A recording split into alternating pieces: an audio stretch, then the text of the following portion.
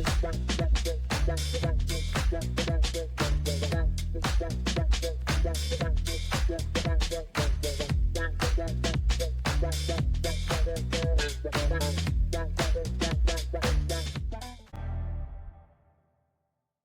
aí, pessoal? Prontos para uma aventura filosófica? Hoje a gente vai se aventurar no mundo de Eu, o mundo de Sofia, de Jostein Gaarder. Isso aí. É como se a gente fizesse um intensivão de filosofia. Só que muito mais legal, né? Ah, com certeza. Muito mais divertido. A gente vai acompanhar a Sofia, uma adolescente que começa a receber umas cartas misteriosas que, Que mexem com a cabeça dela, né? total, levam ela a questionar tudo. O sentido da vida, A realidade. as grandes perguntas da humanidade. De onde viemos? Pra onde vamos? O que a gente tá fazendo aqui? Exatamente. E o livro é massa, porque ele vai mostrando a evolução do pensamento filosófico desde a Grécia Antiga até os tempos modernos. É como se a gente pudesse viajar no tempo e conversar com os grandes filósofos. Platão, Aristóteles, Descartes. Todos os figurões. Imagina só. A gente vai começar essa viagem lá na Grécia Antiga com os primeiros filósofos que tentaram entender o mundo através da razão. Eles queriam ir além dos mitos, né? Buscar explicações mais racionais para as coisas. Tipo, antes, as pessoas explicavam tudo com deuses e monstros. O raio era o Thor com seu martelo trovão. E aí chega Tales de Mileto e fala: peraí, acho que tudo veio da água. Pode parecer meio doido hoje em dia. Mas naquela época fazia sentido, né? A água está em todo lugar, era essencial para a vida. É como se ele estivesse buscando um elemento primordial, um ponto de partida para explicar tudo. E depois dele vieram outros filósofos, cada um com sua teoria. O Anaximandro, por exemplo, achava que a origem de tudo era o aperon, algo infinito e indefinido. E o Márcio Vinícius. Esse aí botava no ar como elemento primordial. Nossa, cada um com sua crença, né? A filosofia sempre foi um debate, né? Uma troca de ideias. E essa busca pela substância primordial leva a gente pro Empédocles. Empédocles, o cara dos 4 elementos, terra, fogo e água. Ele achava que tudo era formado por combinações desses elementos. Influenciou muita gente por muito tempo, viu? E o livro usa uma analogia bem legal para explicar isso. As pecinhas de Lego. É verdade. Cada elemento é como uma pecinha. E o mundo é construído a partir da combinação delas. É como a Sofia brincando de construir a realidade com Lego. E essa ideia de blocos de construção da realidade leva a gente para o Demócrito. Demócrito? O cara que falou de átomos séculos antes da ciência moderna. Ele acreditava que tudo era formado por essas partículas minúsculas e indivisíveis. É como se ele tivesse olhado para um grão de areia e pensado: deve ter algo ainda menor que forma esse grão. Incrível, né? Ele chegou a essa conclusão só com a lógica e a observação. Uma mente brilhante. E falando em mentes brilhantes, a gente chega no Platão. Platão, o discípulo de Sócrates e mestre em fazer a gente pensar. Ele acreditava que o mundo que a gente vê com sentidos é só uma sombra. Uma cópia imperfeita do mundo real que ele chamava de mundo das ideias. Tipo um molde, né? E tudo que a gente vê aqui é só uma cópia mais ou menos fiel a esse molde. Exatamente. A forma perfeita só existe no mundo das ideias. E para explicar isso, ele usou a alegoria da caverna. Uma das mais famosas da história da filosofia. Lembra daqueles caras presos na caverna vendo só as sombras? Eles achavam que as sombras eram a realidade, mas era tudo ilusão. E Platão dizia que a filosofia é o caminho para se libertar das correntes para enxergar a verdade. Só que essa busca pela verdade pode ser perigosa, né? É Sócrates que o diga, né? Condenado à morte por questionar as autoridades. E defender suas ideias nem sempre é fácil. Mas Platão seguiu os passos do mestre e acreditava que a filosofia era fundamental para uma vida justa e ética. E ele desenvolveu a ideia da alma dividida em 3 partes: razão, vontade e desejo. E a razão deveria ser a líder, né? Buscando o bem e a justiça. E ele achava que a sociedade também deveria ser governada pela razão por filósofos reis. Seria o mundo ideal de Platão. Mas nem todo mundo concordava com ele, né? É aí que entra o Aristóteles, o discípulo que discordava do mestre. Aristóteles era mais pé no chão, mais ligado à observação da natureza. Ele não acreditava nesse mundo das ideias separado do mundo real. Para ele, as ideias estavam nas próprias coisas. E ele estudou tudo: política, ética, biologia, física. Um cara multidisciplinar que queria entender o mundo em todas as suas dimensões. E a gente vê que a filosofia, desde o começo, já era um debate acalorado com diferentes visões de mundo. E essa jornada pelo pensamento filosófico está só começando. No próximo episódio, a gente continua essa aventura explorando a Idade Média e a influência do cristianismo na filosofia. Até lá. De volta ao nosso mergulho em O Mundo de Sofia. No último episódio, a gente explorou a Grécia Antiga, o berço da filosofia ocidental. É com aqueles caras incríveis como Sócrates, Platão e Aristóteles. Isso aí. E agora a gente vai dar um salto no tempo e desembarcar na Idade Média. Uma época dominada pela religião, pelo cristianismo. E a filosofia se viu diante de um novo desafio, como conciliar a fé com a razão. E aí surge um cara chamado Santo Agostinho. Santo Agostinho, um dos grandes pensadores da era cristã.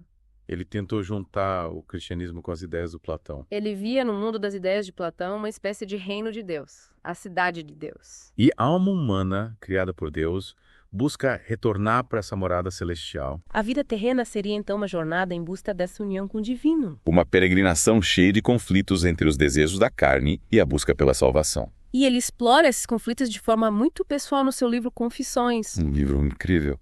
Super recomendo a leitura. Ele fala abertamente sobre suas dúvidas, seus erros, sua busca por Deus. É muito humano, muito real. E influenciou profundamente o pensamento cristão por séculos. E outro cara que marcou a filosofia medieval foi Tomás de Aquino. Tomás de Aquino, grande sistematizador da teologia católica. Ele também tentou conciliar fé e razão, mas se inspirou mais no Aristóteles. Ele era fã do método de Aristóteles da lógica da observação da natureza. E ele achava que a razão humana criada por Deus podia ser usada para entender as verdades divinas. Para ele não existia essa de fé cega. A gente pode e deve usar a razão para investigar os mistérios da fé. Uma visão bem diferente daquela ideia de que a gente deve só aceitar cegamente os dogmas religiosos, né? Com certeza. Tomás de Aquino defendia que a razão e a fé não eram inimigos, mas sim aliados na busca pela verdade. Ele usou a lógica para defender os ensinamentos da igreja. E sua obra continua sendo estudada e debatida até hoje. Impressionante como esses caras da Idade Média estavam a milhão, né? Questionando, argumentando, tentando entender o universo. E a gente vê como a filosofia mesmo, dentro de um contexto religioso, continuava a ser um espaço para novas ideias. E essa busca por novas ideias explode com a chegada do Renascimento. O Renascimento. A redescoberta da cultura clássica, o humanismo, a valorização do indivíduo. É como se a Europa tivesse acordado de um longo sono. E a filosofia se libertou do domínio da teologia, buscando novas formas de pensar. E aí a gente tem a Revolução Científica, Copérnico, Galileu, Kepler. sacudindo as estruturas do conhecimento. A Terra deixou de ser o centro do universo e passou a girar em torno do Sol. Uma mudança radical. E essa nova visão de mundo teve um impacto enorme na filosofia. Começamos a questionar as antigas certezas, a buscar novas bases para o conhecimento. E nesse contexto surgem duas correntes importantes, o racionalismo e o empirismo. De um lado, René Descartes, o cara do penso logo existo. Ele duvidava de tudo até chegar na certeza da sua própria existência como ser pensante. A partir daí, ele construiu um sistema filosófico baseado na razão, na lógica. E do outro lado, John Locke defendendo que o conhecimento vem da experiência. É ele, a mente humana é como uma tábua rasa que vai sendo preenchida com as experiências. É como se a gente nascesse sem saber de nada e fosse aprendendo tudo com o mundo ao nosso redor. Duas visões bem diferentes, né? E que geraram um debate intenso na filosofia moderna. E para tentar acalmar essa briga entre racionalistas e empiristas, entra em cena Immanuel Kant. Kant,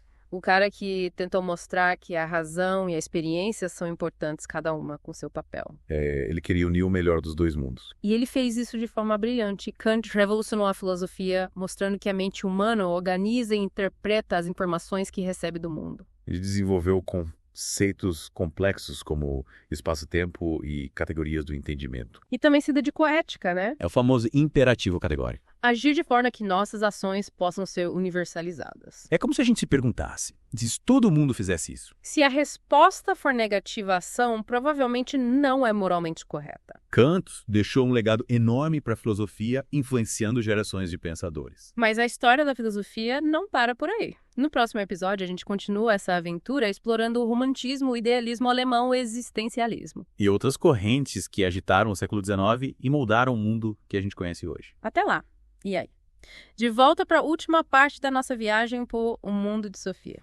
Nossa, quanta coisa a gente já viu, né?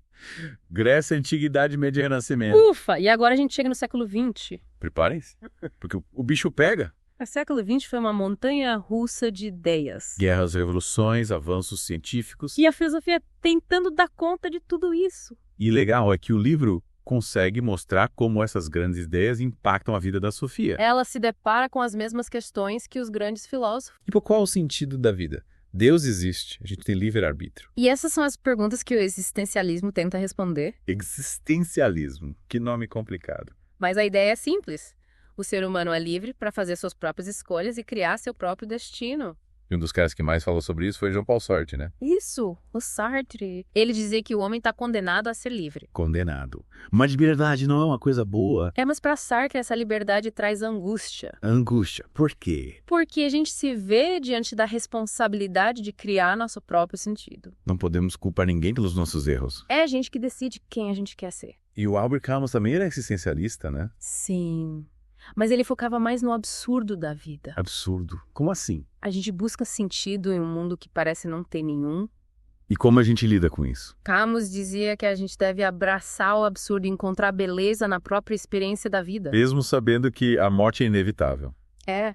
A gente tem que viver intensamente cada momento. E o existencialismo influenciou muita gente, né? Escritores, artistas, cineastas. Com certeza. Ele capturou a angústia do século XX. Um século marcado pelas guerras, pela violência, pela incerteza. Mas também foi um século de grandes avanços científicos. E a ciência também estava a milhão. A física quântica, a biologia informática. Então a gente começou a entender melhor o universo e a nós mesmos. E a filosofia se viu diante de novos desafios. Tive que se adaptar a esse mundo em constante transformação. E aí surgem novas correntes, como o pós-modernismo. Que questionam as grandes narrativas, as verdades absolutas. O mundo pós-moderno é fragmentado, plural, cheio de incertezas. E o feminismo também ganhou força no século XX. Lutando pela igualdade entre homens e mulheres, questionando as estruturas de poder. Nossa, quanta coisa aconteceu no século XX. E o mundo de Sofia nos guia por esse turbilhão de ideias e acontecimentos. Mostrando como a filosofia pode nos ajudar a entender o mundo. O livro nos convida a pensar, a questionar, a buscar o nosso próprio caminho. E no final da sua jornada, a Sofia nos deixa uma mensagem importante. Nunca parar de aprender. É isso aí.